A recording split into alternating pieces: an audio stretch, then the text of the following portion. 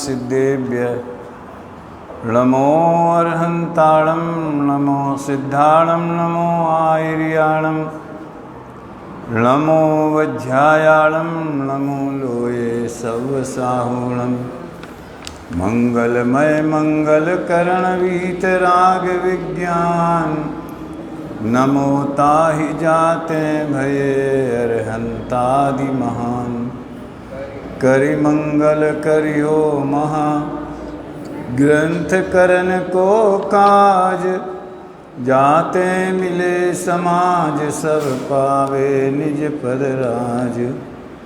इस भव तरु का मूल एक जानो मिथ्या भाव ताको करि निर्मूल अब करिए मोक्ष उपाय।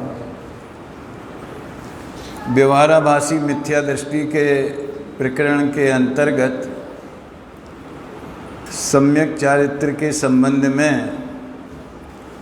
धर्म बुद्धि वाले जीवों की भी जो भूल रह जाती है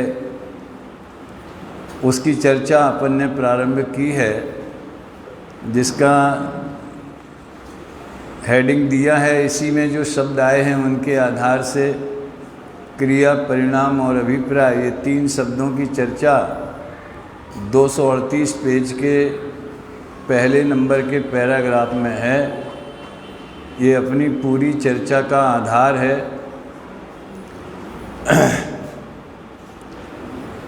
अभी पूज्य गुरुदेव श्री का बंध अधिकार पर जो व्याख्यान अपन ने सुना, उसमें उन्होंने स्पष्ट किया कि आयु के उदय से जीव जीते हैं और क्षय से मरते हैं। तो लोगों ने उनसे कहा कि देखो तुम तो मानते नहीं हो कि निमित्त से कुछ होता है, आ गई ना निमित्त की बात।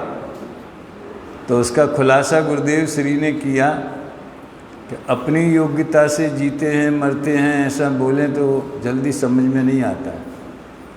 आयु का उदय निमित्त है तो उसका ज्ञान कराते। मैं ये कहना चाहता हूँ कि बंध अधिकार हो चाहे पूरा ग्रंथ समय सार हो, पूज्य गुरुदेव श्री ने अपना सारा पौरुष उस बंध मिथ्या अभिप्राय के खंडन में ही लगाया। अस्थि से देखा जाए तो अभिप्राय सही कैसा होना चाहिए, सम्यक दर्शन में तत्व निर्णय कैसा होता है, आत्मा में अपनापन किस प्रकार होता है, जिसमें अपनापन है वो आत्मा कैसा है, इसकी चर्चा की और इसके विरुद्ध जो मिथ्या मान्यताएं हैं उन पर प्रहार किया। और इसकी प्रेरणा उन्हें समय सार और मोक्ष मार्ग प्रकाशक दोनों ग्रंथों से प्राप्त हुई है। मैं अपनी चर्चा आगे बढ़ाता हूँ, उसके पहले आज पहली बार एक प्रश्नों का पर्चा आया। मैं तो सोचता था सुबह ले लें, किसी ने नाम तो लिखा नहीं, लेकिन अपनी चर्चा थोड़ी पूरे प्रकरण में चलेगी, इसलिए पहले इनको संपन्न करे लेते हैं। क्यों भाई, अभी हमको सम्यक दर्शन तो प्राप्त हुआ नहीं है, पर अध्यात्म ग्रंथों के स्वाध्याय से आत्मा की बात और आत्मा अच्छी लगती, ये तो शुभ लक्षण है, अच्छी लगती है। तत्प्रति प्रीति चित्ते ने ये न वार्तापि ही श्रुता, तो ये तो मिथ्यात्व की मंदता के लक्षण है। ये मंद मिथ्यात्व के व्यापार धंधों में समय ज़्यादा निकलता है। कृपया आप इस मामले में हमको मार्गदर्शन देने की कृपा करें, जिससे हमें अपने स्वभाव का श्रद्धान हो जाए। गुरुदेव श्री मार्गदर्शन देते हैं कि जिस समय जो पर्याय होने वाली है उसको इंद्र नरेंद्र जनेंद्र कोई भी टालने में समर्थ नहीं है। ये सबसे बड़ा समाधान है। और आते हैं तो आएंगे, हम कौन हैं। मैं आपसे बताऊं, ये करेली वाला लड़का आया था ना इधर शायद, उसके दादाजी कपूर चंद जी, उनको हम मामा जी कहते थे। हमारे मामा जी को वो सोनगढ़ ले गए और हमारे मामा जी ने हमें सोनगढ़ भेजा। तो हम उनसे पूछते थे सोनगढ़ में ही, विकल्प तो बहुत आते, जब अनुभव की कोशिश करते हैं तो विकल्प तो बहुत आते, तो क्या करें। तो वो डांटते थे, तुम विकल्प को देखते क्यों, तुम कौन हो, तुम विकल्प हो के ज्ञान हो, हैं हम तो ज्ञान है। जब जो तुम हो उसकी ओर लक्ष्य करते नहीं हो, और जो तुम नहीं हो उसकी ओर लक्ष्य करते हो। तो जो भी परिणाम आते हैं उस समय प्रयत्न पूर्वक भी ऐसा तत्व चिंतन करना चाहिए कि ये तो मेरे ज्ञान में झलकने वाली लाल पीली नीली छायाएं हैं, मेरा ज्ञान तो सदा स्वच्छ रूप परिणमन अभी भी कर रहा है। ऐसे विचार से वो उनका पावर कम होएगा, विषय कसाय के धंधे पानी के। अब जिस भूमिका में है तो आएंगे, हम आग्रह क्यों रखें कि वे नहीं आएंगे, और जब नहीं आने की भूमिका हमारी होएगी, ऊंची भूमिका हो जाएगी तो नहीं आएंगे, फिर 28 मूल गुण के आएंगे, हैं? हाँ, वो ला नहीं सकते फिर। तो इसमें भेद विज्ञान ही सर्वत्र शरणभूत है, और अनुभूति स्वरूप भेद विज्ञान उस लेवल पर नहीं हो तो भेद ज्ञान का विचार करना चाहिए। विचार भी नहीं होता है, वो भी छूट जाता है, तो फिर करना चाहिए, तो फिर करना चाहिए। समझ में आए ना? जैसे लोक में वो कहते हैं महमूद गजनवी, कौन सा था वो, नहीं, 17 बार जो हारा था और 18वीं बार फिर जीता था, है? मोहम्मद गौरी से लड़ा कौन था? पृथ्वीराज चौहान। हार नहीं मानना चाहिए। अरे हम अनंत शक्ति स्वयमेव देव, और जरा से विकल्पों से हार, आश्रव से भगवान आत्मा हार जाए ये तो कहाँ का न्याय है, ये तो कुल में कलंक लगाने वाली बात हो गई। इसलिए आता है तो आने दो, अगर हमने उसको अपना नहीं माना, इससे बड़ी विजय इस भूमिका में हमारी कोई दूसरी नहीं है। हम अपना अनुभूति हो निर्विकल्प, वो तो बहुत बड़ी उपलब्धि है। विकल्पों में ही सही हम उसे अपना मानने से इनकार करें, एक विकल्प से दूसरे विकल्प तोड़ देंगे, तो वो विकल्प आए धंधे पानी के, क्रोध मान के, और तुरंत विचार आए कि ये मेरा स्वरूप नहीं है, समझ लो उसको अपन ने भाव नहीं दिया। अध्यात्म ग्रंथों में शुभ भाव और अशुभ भाव को ही एक जैसा बताया है।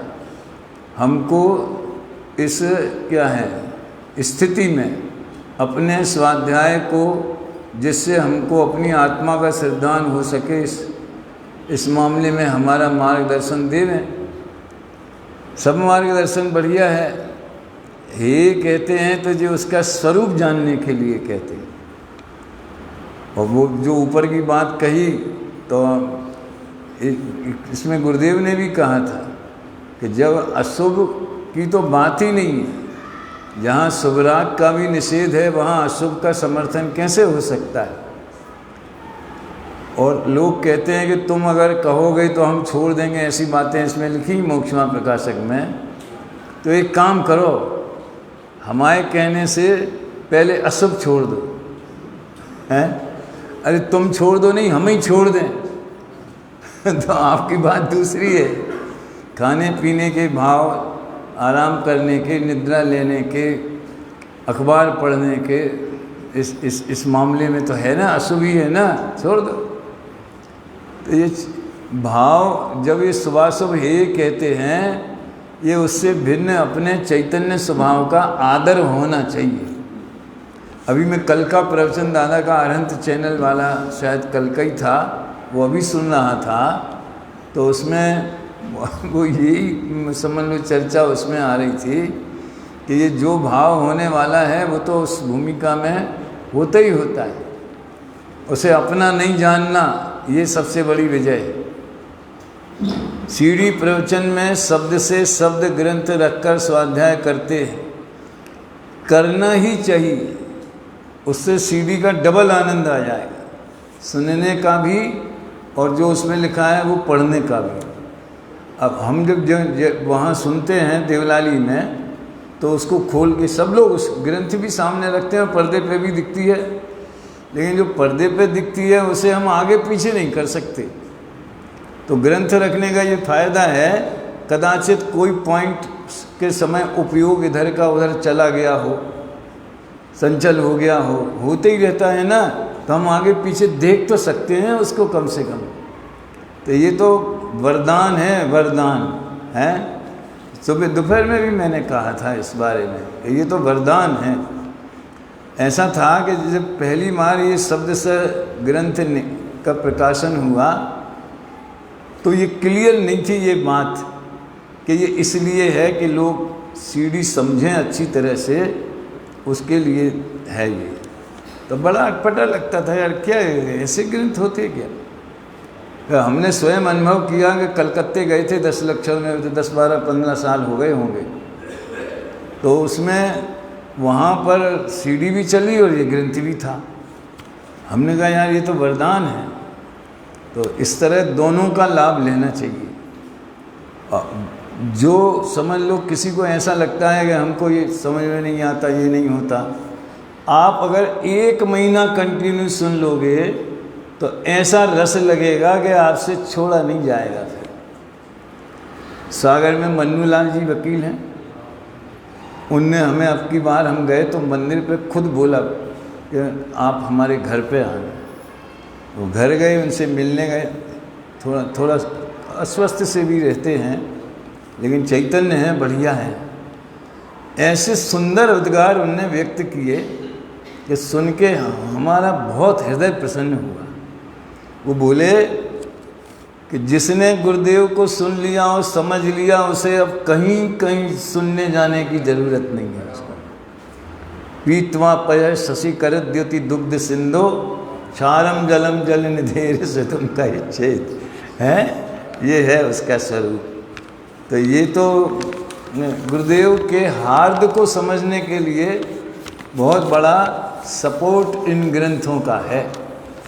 फिर तो हमने तो एक प्रयोग और किया था जब अनंत भाई का देवलाली में ऑफिस था, कि ये समय सार सिद्धि का पहला भाग वो हमारे पास हिंदी का चेकिंग के लिए आया था। तो उसका समझ लो प्रूफ रीडिंग या उसमें कोई गुजराती से मिलान करना, तो वो वहाँ हमने काम किया। तो हमने एक प्रयोग ये किया कि हर प्रवचन के मुख्य बिंदु और छांटे, तो पूरे समझ लो 12 प्रवचन है शायद पहले भाग में, 12 प्रवचन है, हाँ 12 गाथा तक है, हाँ। तो वो उनके मुख्य बिंदु भी 50 पेज के हो गए होंगे। तो हमने उनसे कहा कि हर प्रवचन के मुख्य बिंदु पहले आप छाप लिख दो इसमें, ऐसा। तो हम वो मुख्य बिंदु पढ़ लें और फिर बाद में पूरा प्रवचन सुने और पढ़ें, तो दोबारा लक्ष्य जाएगा उस पर। लेकिन वो किन्हीं कारणों बस समझ लो जो उनकी रीति नीति होगी तो वो नहीं हो पाया। लेकिन मेरा तो जैसे कि इसको कहा ना, कहाँ गए, वो एक लड़के को कहा था ना कि तू पद्म पुराण के रहस्य छांटना, ऐसे पूरी समझ लो जितनी भी ये हैं समय सार सिद्धि, उनका संक्षिप्तीकरण करने का मेरा भाव है। और कुछ निकालना नहीं, जो बात एक बार आ गई है, कोई उदाहरण आ गया, सन 71 की बात आ गई, तो शिखर जी की चर्चा की बात आ गई, वो कोई बात हटाना नहीं लेकिन रिपीट नहीं करना। और जो उस गाथा के प्रवचन का जो अंश है उसे बोल्ड टाइप में देना, ये भी एक ये स्वांतः सुखाय है। इसके साथ में कोई वो कनेक्शन नहीं है, इसका स्वाद अपने जगह है, वो अपने आनंद के लिए। लेकिन वो एक समझ लो उसका मर्म अलग ही होगा। खैर जो भी हो, भावना है बस, वो तो अब क्या होगा, कब होगा, जब होगा। अभी तो बहुत बातें हैं दिमाग में। कल अपन ने बात की थी, बाएं क्रिया पर तो इनकी दृष्टि है, परिणाम सुधरने बिगड़ने का विचार नहीं है। ये परिणाम, पहले क्रिया और परिणाम में क्या संबंध है ये समझ लीजिए। क्रिया है जड़ की और परिणाम है जीव के। जीव के परिणामों के कारण क्रिया नहीं होती है और क्रियाओं से परिणाम नहीं होते, दोनों स्वतंत्र और निरपेक्ष हैं, लेकिन निमित्त नैमित्तिक संबंध भी है।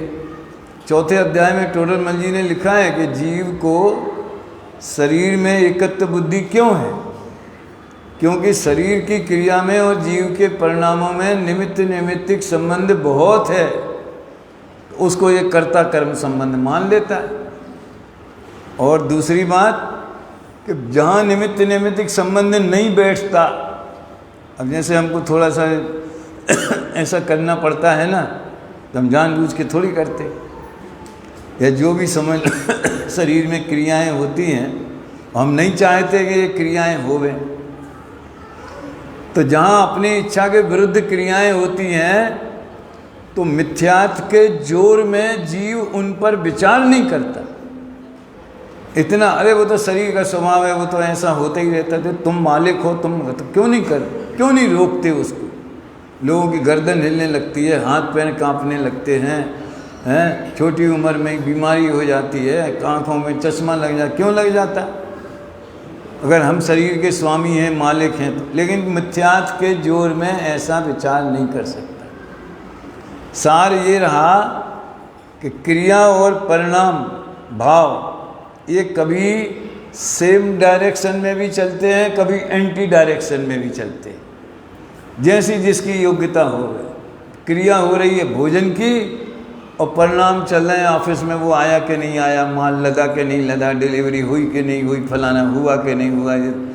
आप सोचो, सब लोग अपने अपने जिस समय पर भोजन की क्रिया होती है तो परिणाम, क्यों भैया प्रदीप, भोजन में ही लगे रहते हैं? ऐसे ही पूजन में क्रिया हो रही है पूजन की और परिणाम सब अपने अपने। सोच लो, ज़्यादा इस पे तो 6 प्रवचन होते हैं इस विषय पे, अपने पास 3 ही है, तो इसलिए मैं ज़्यादा विस्तार नहीं करता। लेकिन पॉइंट ये है कि क्रिया के कारण परिणाम नहीं होता, परिणाम के कारण क्रिया नहीं होती। क्रिया बहुत स्थूल होती है, वो जल्दी नहीं बदलती, और परिणाम बहुत जल्दी बदलते।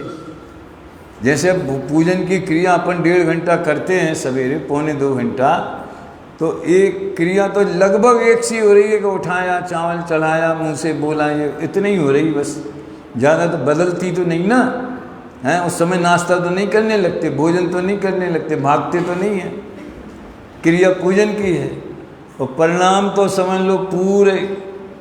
अब पहले तो ऐसा होता था कि शुरू किया हम तो घर से चलते मूड बना के, आज ये वाली पूजन करना है, तो बढ़िया रसपाक होने लगा, और स्थापना करी तब तक तो परिणाम उसी में लगे। और जब पूरी पूजा हो गई, जल चढ़ गया, अष्टक चढ़ गया, जयमाला हो गई, और पता नहीं कहाँ कहाँ घूम आए, और जब हे निर्मल देव तुम्हें प्रणाम, हे ज्ञान देव, अरे तो पूजा तो पूरी हो गई थी। ऐसा होता है प्रायः। इसलिए ये एक कोशिश ऐसी कर, परिणाम तो अपनी योग्यता से जो होना होता है, मजबूरी ये है कि उपदेश की शैली में करने की भाषा आए बिना रहती नहीं है, तो कोशिश ऐसी करना चाहिए। इसलिए देखो सोनगढ़ में ग्रंथ सामने रखने की पद्धति और हर एक के पास पूजन की पुस्तक की पद्धति। याद होए तो भी देख करके पढ़ना चाहिए, क्योंकि बहुत सी चीज़ें हमें गलत याद हो जाती हैं तो हम वो ही पढ़ते रहते हैं। याद होए तो भी देख के ही पढ़ना चाहिए, तो उपयोग तो लगेगा उसमें कम से कम। तो ये उपयोग लगाने के साधन हैं। तो क्रिया और परिणाम में कोई गारंटी नहीं है कि एक दूसरे के निमित्त नैमित्तिक संबंध तो है ही, लेकिन निमित्त नैमित्तिक संबंध के बिना भी क्रिया अपनी लाइन पे चलती है, परिणाम अपनी लाइन पे चलते हैं। ऐसी संबंध है। क्रिया स्थूल होती है, परिणाम सूक्ष्म होते हैं। दूसरे की हमें क्रिया भी दिखाई देती, परिणाम दिखाई नहीं देते हैं। वो दूसरा पर्दा है ना क्रिया के भीतर वाला, और अपने परिणामों को हम जानते हैं लेकिन उस पर लक्ष्य नहीं कर पाते। इस तरह से इनका स्वरूप ये है क्रिया और परिणाम। दूसरे की तो क्रिया, इनने ऐसा किया, ये यहाँ खड़े हो गए, इनने इसको छू दिया, वो हमने लिखा है ना वो समापना, पूजन में भी चंचल चित्त भटकता रहता। वो दो पंक्तियाँ बहुत मार्मिक हैं। पूजन में भी चंचल चित्त भटकता रहता, न जाने कहाँ कहाँ बाजार में हुआ था, इधर हुआ था। और विविध क्रिया कांडों में भी मैं चित्त रमाता। ये कटोरी यहाँ क्यों रखी है, ये चावल यहाँ नहीं चला है, उनने ऐसा कर दिया, उनने ऐसा कर दिया, अर्घ में चिटक नहीं है कि लौंग नहीं। अपने यहाँ तो बहुत अनुशासन है, और मंडलों की अपेक्षा यहाँ मुझे ज़्यादा अनुशासन और व्यवस्था दिखी। मतलब मुमुक्षु समाज में भी ये समझ लो, इसकी दूसरी जगह उदाहरण दिया जा सकता है, नज़ीर प्रस्तुत की जा सकती। ऐसी जिनवाणी कहीं नहीं होती। जिनवाणी की वो परंपरा ही बंद हो गई। एक ही जिनवाणी से चिपके रहते, एक ही दोहे से जावाणी के ज्ञानते हैं कि निज निधि बस। हमने तो अपने विद्यार्थियों को बताया, तुम लोग तो संस्कृत के विद्यार्थी हो ना, तो जिन जिन शास्त्रों में जिनवाणी की वंदना वाले छंद हैं, तज्जयति परम ज्योति समम समस्तैरनंत पर्याय, और निषिद्ध जात्यन्य सिंदर विधानम, समझ में आया न, अनंत धर्मणस तत्वम पश्यंत, ये भी बोला करो। ये लोग बोलने लगे। लेकिन इतनी सारी जिनवाणी, इतने लोगों को याद है जिनवाणी स्तुति, ये तो देख के तबीयत खुश हो जाती है। खैर, क्रिया और परिणाम इन दोनों में संबंध है भी निमित्त नैमित्तिक और नहीं भी। अब दूसरा मुद्दा तो ये है कि परिणाम सुधरने बिगड़ने का विचार नहीं है। अब वो उससे लिंक करो, विविध क्रिया कांडों में भी मैं चित्त रमाता। परिणाम सुधरना किसे कहते हैं और बिगड़ना किसे कहते हैं? एक सैद्धांतिक अर्थ है, दूसरा प्रासंगिक अर्थ है। सुधरे हुए तो वे कहे जाएं जिनसे कर्म कटें, संबर निर्जरा के, सम्यक दर्शन ज्ञान चारित्र के, वीतराग भाव रूप जो हैं वे सुधरे हुए परिणाम, क्योंकि जैसा आत्मा का स्वरूप है वैसे वे परिणाम हैं। उससे विरुद्ध जो पुण्य पाप के भाव, आश्रव बंध के भाव, वे सब बिगड़े हुए परिणाम। ये कॉमन तो यही अर्थ है उसका, लेकिन यहाँ वो अर्थ नहीं है। इसलिए मैं पहले सैद्धांतिक अर्थ बता देता हूँ, फिर प्रासंगिक अर्थ बताता हूँ। यहाँ तो जैसी क्रिया हो रही है वैसे भाव हो रहे कि नहीं हो रहे, तो वो परिणाम सुधरा हुआ है। समझ में आया? और जैसी क्रिया हो रही है और भाव दूसरी क्रिया के हो रहे हो, भले धार्मिक क्रिया हो रहे हैं, पूजन के समय जल्दी करो, प्रवचन का टाइम हो रहा है। अरे पहले से बजट बना लो, पहले से इसका इंतज़ाम कर लो कि भाई अपने यहाँ देखो जैसे बिल्कुल 9:02 से ज़्यादा कम नहीं होते, और वैसा सोच करके प्लानिंग करो। पूजन के समय प्रवचन की याद करना, प्रवचन के समय भजन की याद करना, भजन के समय दूसरी याद करना, तो बिगड़ गया परिणाम, उस क्रिया में नहीं लगा। मैं तो इसमें बहुत लंबा बोलता हूँ, एक प्रवचन पूरा जाता है। थोड़ा इशारा भी किया होगा, हार्डवेयर और सॉफ्टवेयर की बात की थी ना एक दिन, हैं? तो पूजन में जो भाव है, जैसे मान लो ने सोचा करता हूँ भोगों से बुझ जावेगी इच्छा ज्वाला, परिणाम निकलता है लेकिन मानो पावक में घी डाला। हमारे चिंतन में भी तो चले, कौन रोकता है उस चिंतन करने से? हमको ऐसा थोड़ी कि हम बोल रहे हैं उस समय सोच नहीं सकते। तेरे वाणी के कारण निकलती, जो बोल रहे हैं वो तो सोचें कि यार हमारी ये स्थिति है कि नहीं, हम भोगों में सुख मानते हैं कि नहीं मानते, और अगर मानते हैं तो धिक्कार है हमारे जीवन को। अरे भोग नहीं छूट सकते वो अलग बात है, लेकिन उनमें सुख नहीं है इतना हम फील तो कर सकते हैं, खाने में, पीने में, भोगने में, घूमने में, फिरने में, हैं? कितना कितना अनंत भोजन किया, अनंत भोग भोगे, कहाँ जीव सुखी हुआ? इस तरह से तो वो उसका चिंतन चलना चाहिए। लेकिन हमारी क्या स्थिति है, तो वो संगीत कैसा बज रहा है, वो धुन कैसी पकड़ ली, वो आवाज़ कैसा है, तो एक उसमें उलझ जाते हैं।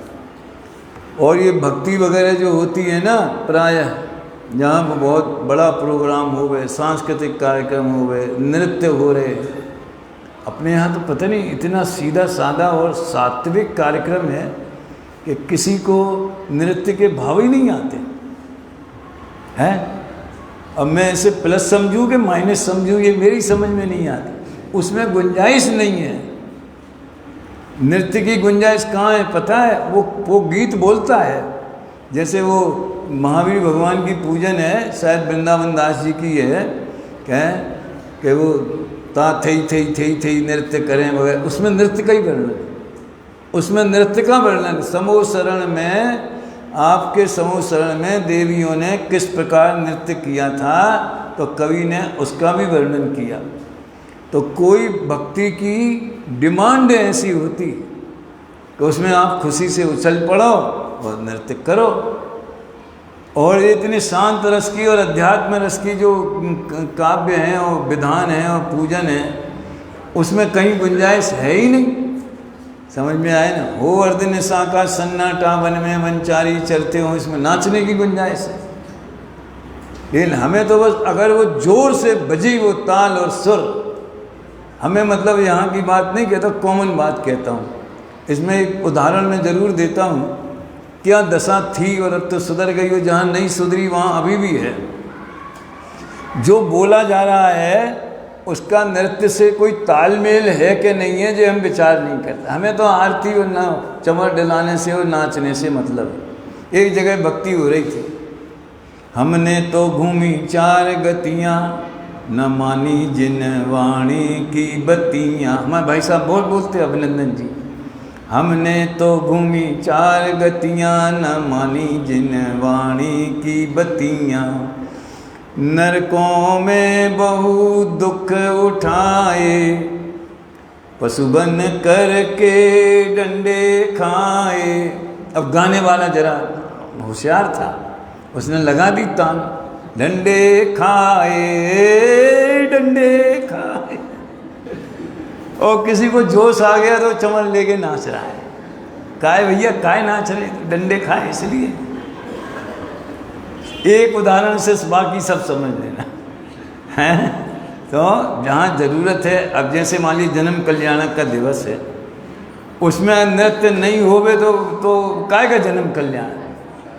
स्वर्गपुरी से सुरपति आए और क्या बोलते हैं वो है, ऐरावत हाथी लेके आए और माता मरुदेवी, जो भी हो गए उसमें पालना झूलन में, इसमें उसमें, वो गर्भ कल्याणक जन्म कल्याणक का तो वो प्रसंग ही है ऐसा। और अच्छा, निर्ग्रंथों का मार्ग में है कि नहीं नाचने की गुंजाइश? वास्तव में बिल्कुल नहीं है, ईमानदारी से देखा जाए। लेकिन वो उसकी वो है ना, वो क्या बोलते ताल, जिसमें जब सम आता है, म्यूजिक में होता है सम और खाली तबले में, तो जब सम आता है तो पैर थिरकने लगते, तो उस समय भी नाचने लगते। लेकिन आपके भाव अगर उसमें लगे, क्या मूल गुण पालन जिनका सहज जी, अरे ऐसा लगना चाहिए कि उस दशा में अभी हम स्वयं विचरण कर रहे हैं। समझ में आया ना? आनंद के झरने झरते प्रदेशों में निज ध्यान जब धरते हैं, मोह रिपु क्षण में तब भस्म हो जाता, श्रेणी जब चढ़ते हैं। हो अंतर मुहूर्त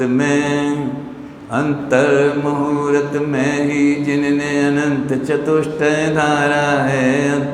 आप उसकी राग में मस्त हो जाएंगे, लेकिन विचारों में अंतर मुहूर्त में अनंत चतुष्टय किसकी बात है? ये छायक श्रेणी जिन्होंने माड़ी है, ऐसे भगवान अनंत बन गए।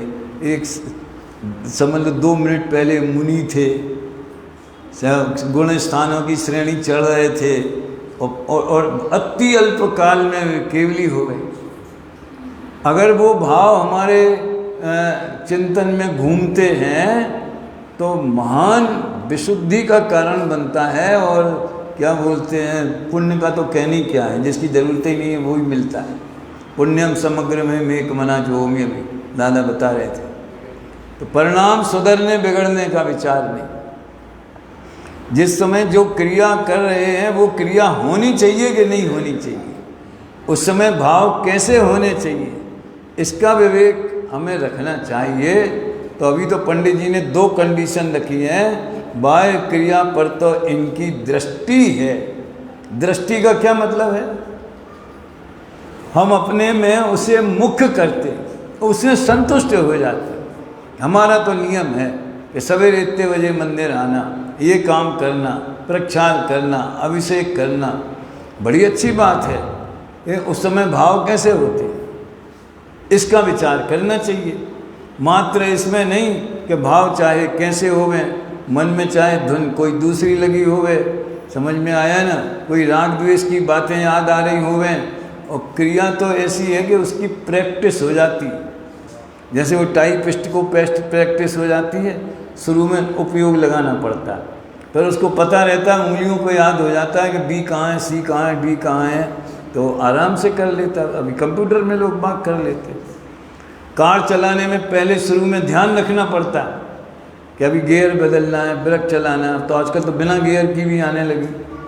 और यहाँ सामने देख, और फिर बाद में आप वो म्यूजिक सुनते रहते हैं और कार चलाते रहते हैं।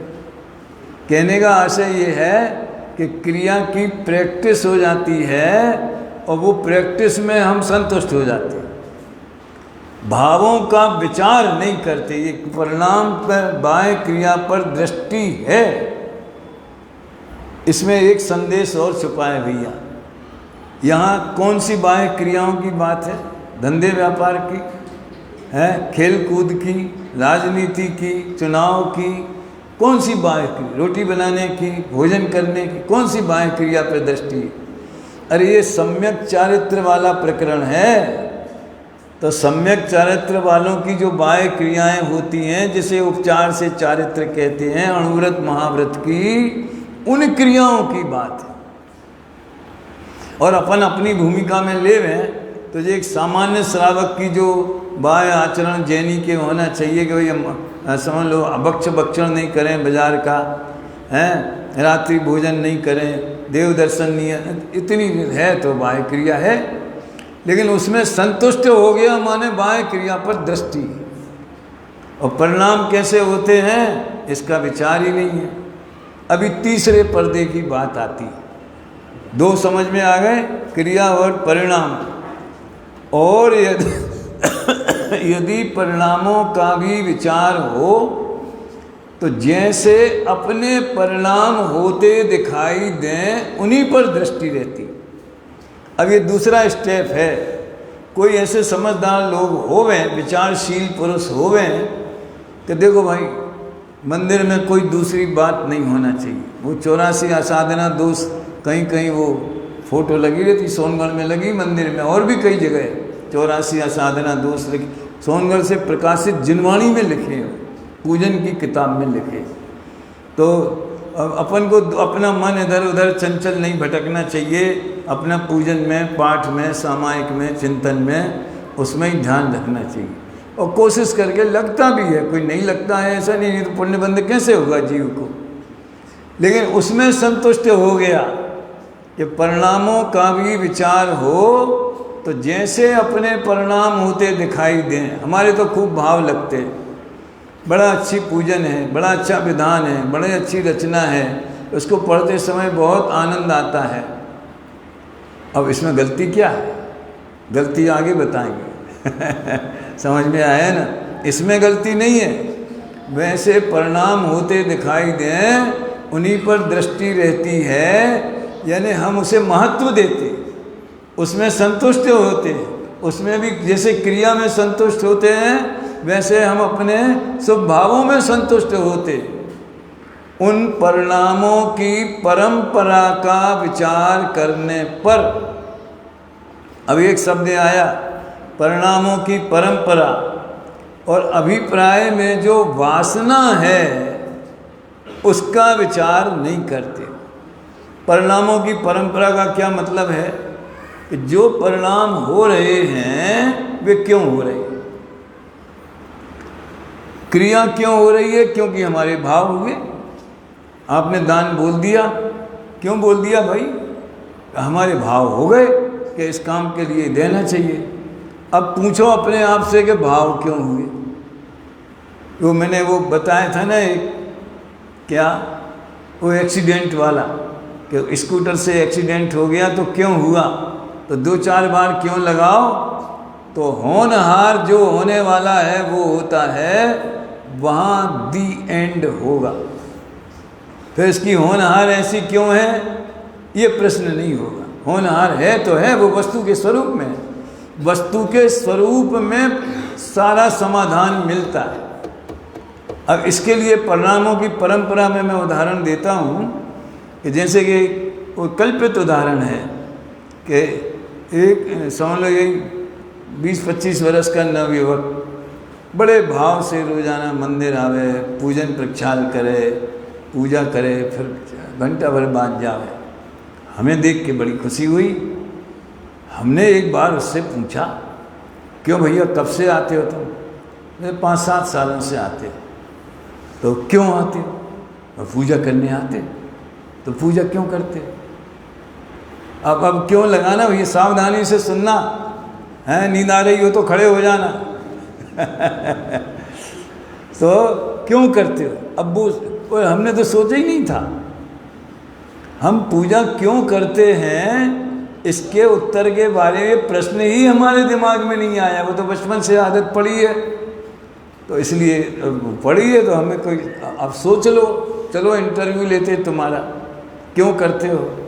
अरे साहब ख्याल आ गया, जब हम छोटे थे तो हमारे पिताजी भी रोज़ाना पूजन करते थे और हमें भी छोटा सा धोती दुपट्टा पहना करके ले जाते थे, तो हमें बहुत अच्छा लगता था।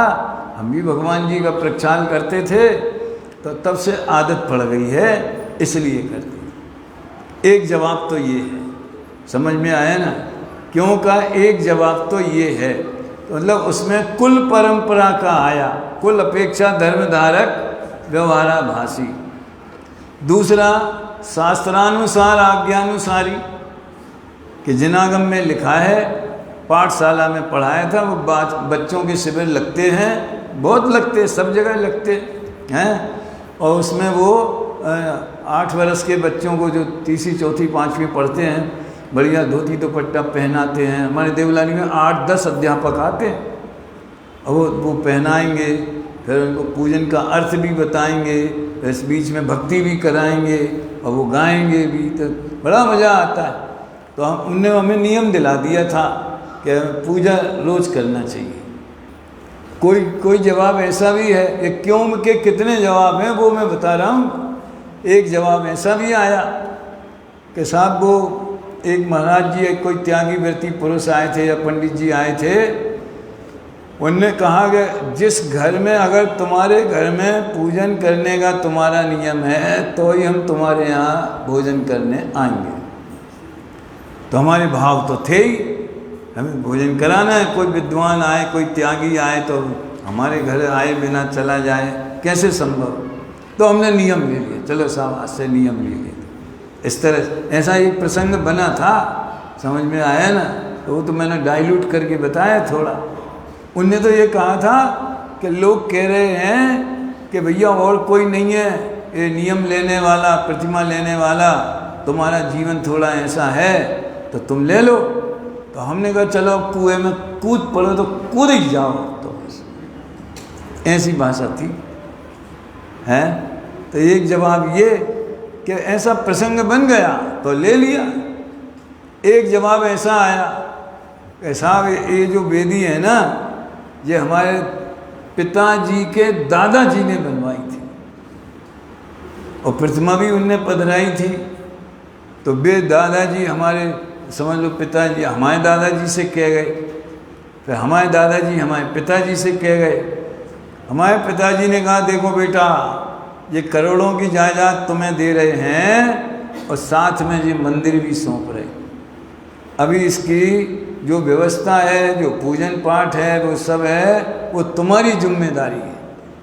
इसलिए तो पिताजी ने अब उनकी आज्ञा कौन टाले, कोई बुरा काम तो है नहीं। और दुकान 11 बजे खुलती है, 10 बजे खुलती है, हमें टाइम भी है तो हम करते हैं आराम से। पिताजी कह गए से ये वेदी हमारी, ये प्रतिमा हमारी, ये फलाना हमारा, ये मंदिर हमारा।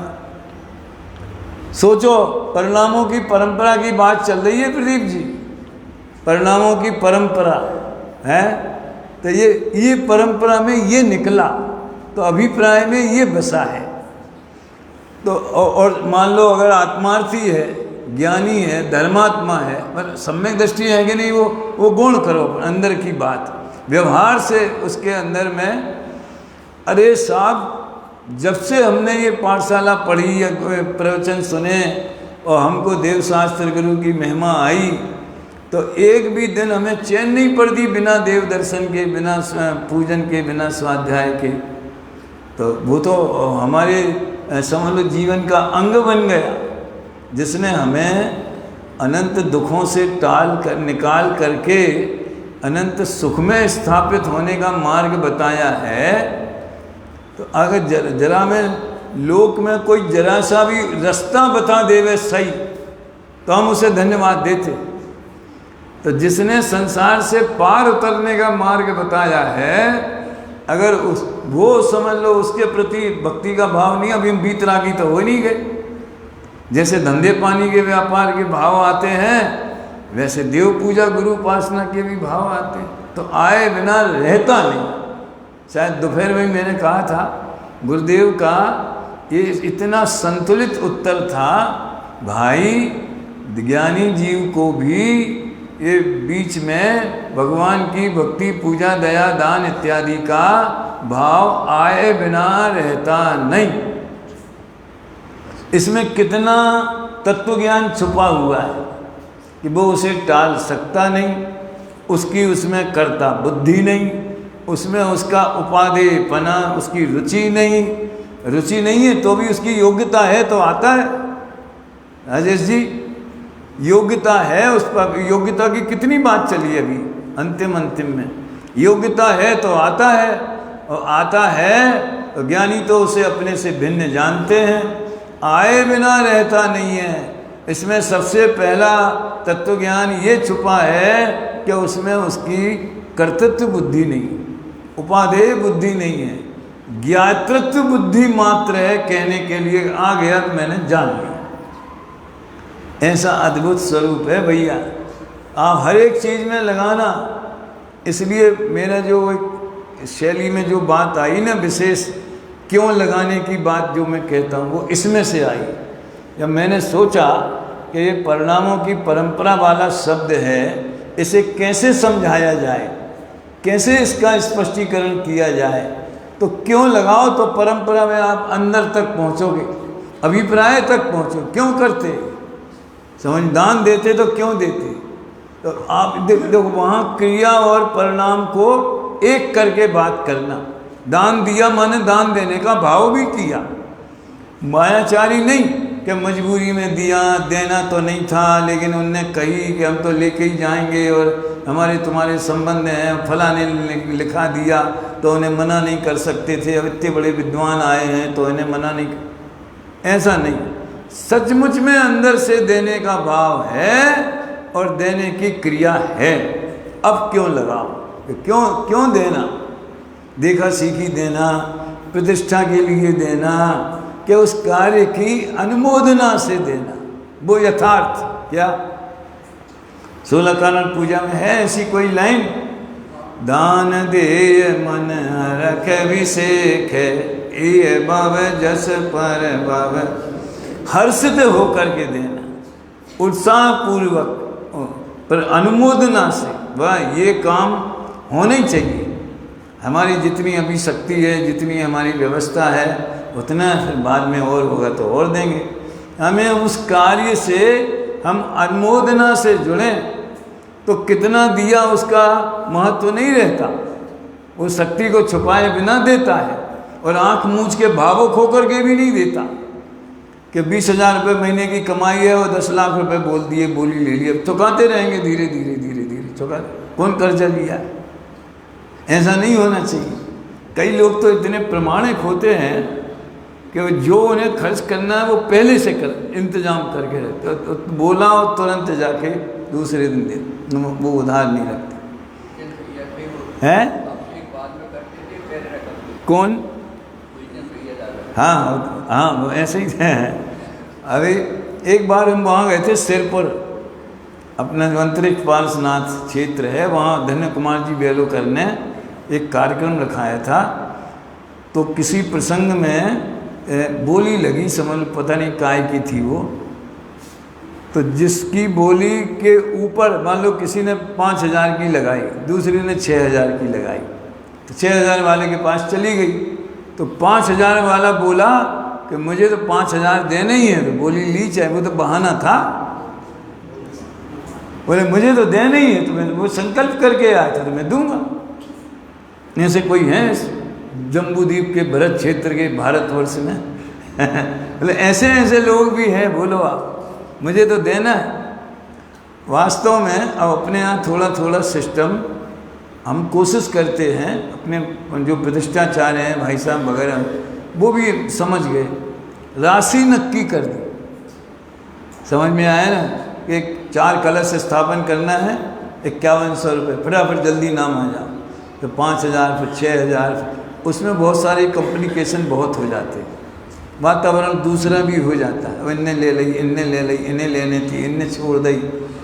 कई लोग तो बढ़ाने के लिए बोलते जाते, ये किसी मायाचारी,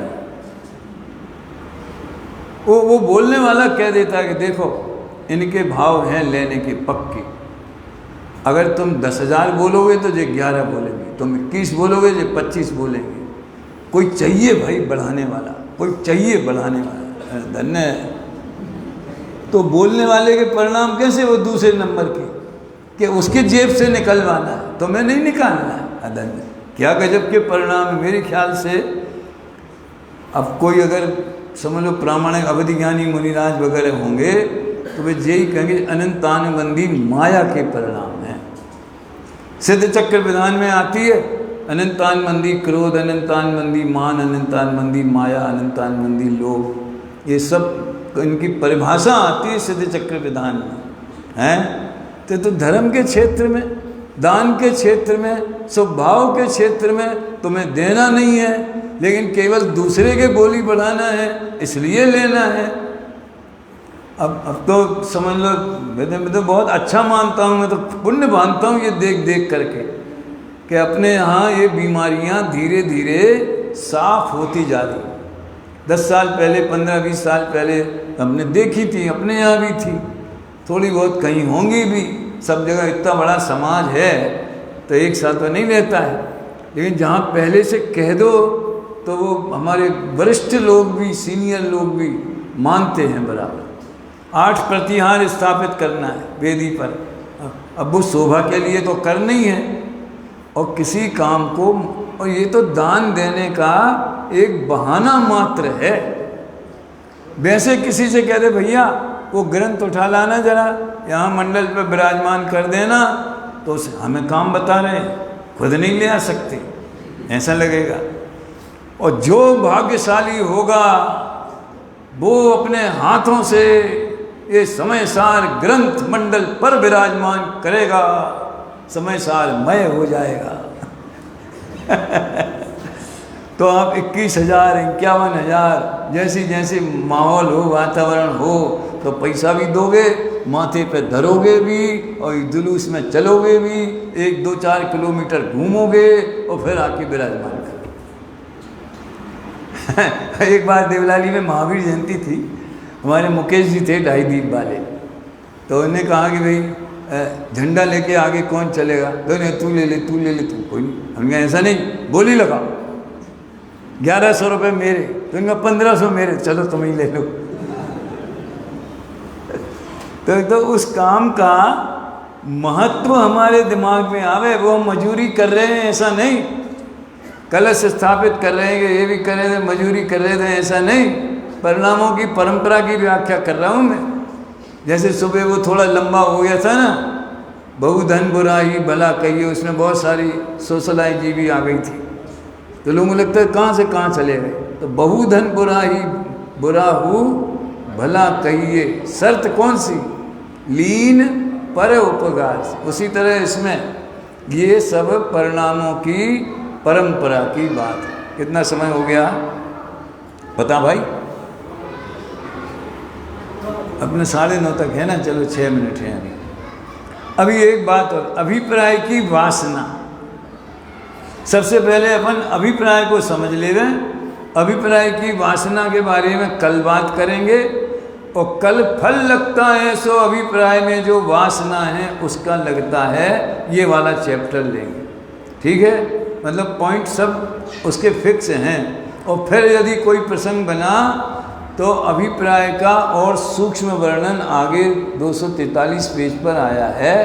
वह चक्रवर्ती इंद्र इत्यादि के उदाहरण से फिर उसकी भी चर्चा करेंगे। तो अभिप्राय किसे कहते हैं वास्तव में? कोई बहुत कठिन बात नहीं है। जब मैंने पहले भी बताया है कि जो मान्यता है, अब ये बंद अधिकार में देखो, दूसरों को मारने की क्रिया तो वो तो तुम कर सकते नहीं, क्योंकि किसी का आयु तुम हरण कर सकते नहीं, आयु दे सकते नहीं तो बचा सकते नहीं। लेकिन भाव आता है तो बचाने, अपन मारने की बात क्यों कहें, बचाने के भाव को उदाहरण में ले रहे हैं। तो जीव रक्षा करने की क्रिया, तो पानी छान के पी रहे हैं, भोजन मर्यादा का कर रहे हैं, चल रहे हैं तो देख के चल रहे हैं।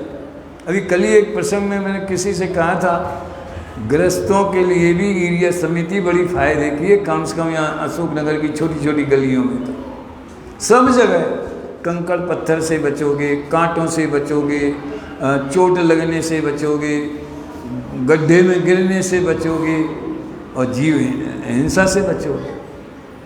समझ में आया ना? तो मारने बचाने का भाव ये पुण्य भाव, और मैंने बचाया, इसको कहते हैं अभिप्राय। देखो, परिणाम तो उपयोग परिणामों के रंग में रंगा रहता है। सुनना थोड़ी सूक्ष्म बात है।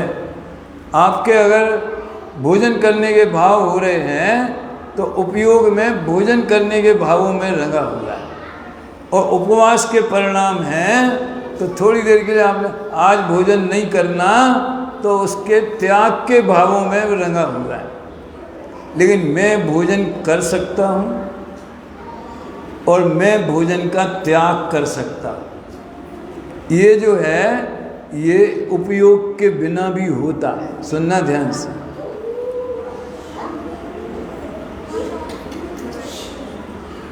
बेटा थोड़ी देर बाद इधर आ जाए। कहाँ बैठा ना, बैठा दो इसको। उसका कुछ कार्यक्रम होगा तो प्रदीप जी ख्याल में आया कि जैसे कि मैं एक उदाहरण देता हूँ कि एक डॉक्टर है, डॉक्टरी का उदाहरण पता नहीं क्यों मुंह में से निकलता है हमेशा, हैं?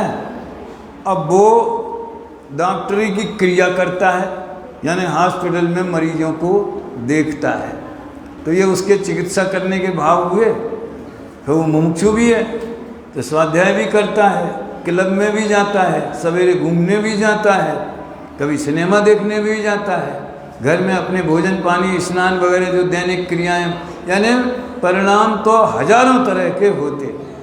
ठीक है, लेकिन मैं डॉक्टर हूँ, ऐसी जो फीलिंग है, ऐसी जो उसकी मान्यता है, ऐसा जो उसका अभिप्राय है, वो कब खत्म हो जाता हो? सोते जागते उठते बैठते, मंदिर में, घर में, समाज में, बाजार में, हॉस्पिटल में, सब जगह उसे ये अनुभव बना रहता है कि मैं डॉक्टर हूँ। अनुभव माने अभिप्राय में ऐसी जो फीलिंग कहें। मैंने एक क्रिया के लिए एक शब्द चुना है, एक्शन। कोई इंग्लिश वाला है बच्चा? है? कोई है ही नहीं। और अभी परिणाम के लिए लिया है इमोशन। गलत हो तो बताना भाई। अभिप्राय के लिए कोई परफेक्ट, हाँ डॉक्टर साहब, ये प्रकाश जी, अभिप्राय के लिए कोई परफेक्ट शब्द मुझे नहीं मिला। कुछ लोगों ने मुझे इंटेंशन ये शब्द सुझाया, लेकिन मुझे उससे संतोष नहीं होता पूरा। किसी को कुछ अच्छा परफेक्ट वर्ड ख्याल में आवे तो बच्चों को जल्दी समझ में आ जाता है। एक्शन, इमोशन, अंदर जो भाव है वो इमोशन, लेकिन मान्यता हम क्यों कर रहे हैं वो परिणामों की परंपरा। तो वो डॉक्टर के अंदर जहाँ भी ये मान्यता चलती है वो उसका अभिप्राय है। बिलीव सिस्टम, अब ठीक देखना, बिलीव माने विश्वास होता है, विश्वास ही होता है ना, कुछ नहीं। विश्वास तो ज्ञान की पर्याय है। अभी मैं एक बात और कहता हूँ कि ये मैं डॉक्टर हूँ ऐसा मानने के लिए उसे क्या करना पड़ता है। इलाज करने के लिए तो हॉस्पिटल जाना पड़ेगा, मरीज का परीक्षण करना पड़ेगा, दवाई लिखनी पड़ेगी, भोजन करने के लिए डाइनिंग टेबल पर बैठना, हर क्रिया करने के लिए वैसे परिणाम और वैसा उद्यम। अब आप कहोगे साहब आत्मा तो शरीर की क्रिया का करता नहीं है, तो वो बात यहाँ नहीं चलेगी। यहाँ तो वो क्रिया और परिणाम तो बुद्धिपूर्वक प्रयत्न पूर्वक करता है। लेकिन मैं जैसे आज मुझे ये विषय लेना है तो मैंने सोचा कि आज इन पंक्तियों पे अपन चर्चा करेंगे, और पहले से सेट है इसलिए कोई ज़्यादा उसमें सोचने की ज़रूरत नहीं पड़ती, लेकिन पॉइंट फिक्स कर लिया। लेकिन मैं बोल सकता हूँ, मैं प्रवचन करता हूँ, मैं प्रवचन की क्रिया का करने वाला हूँ, ऐसा मानने के लिए मुझे क्या करना पड़ता है।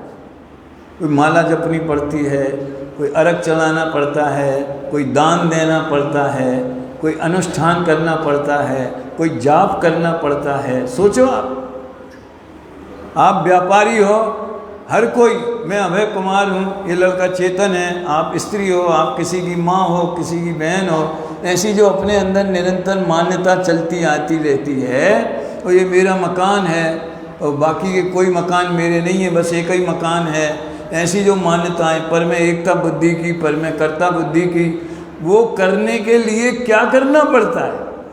कुछ नहीं करना पड़ता, वो सहज होती रहती है।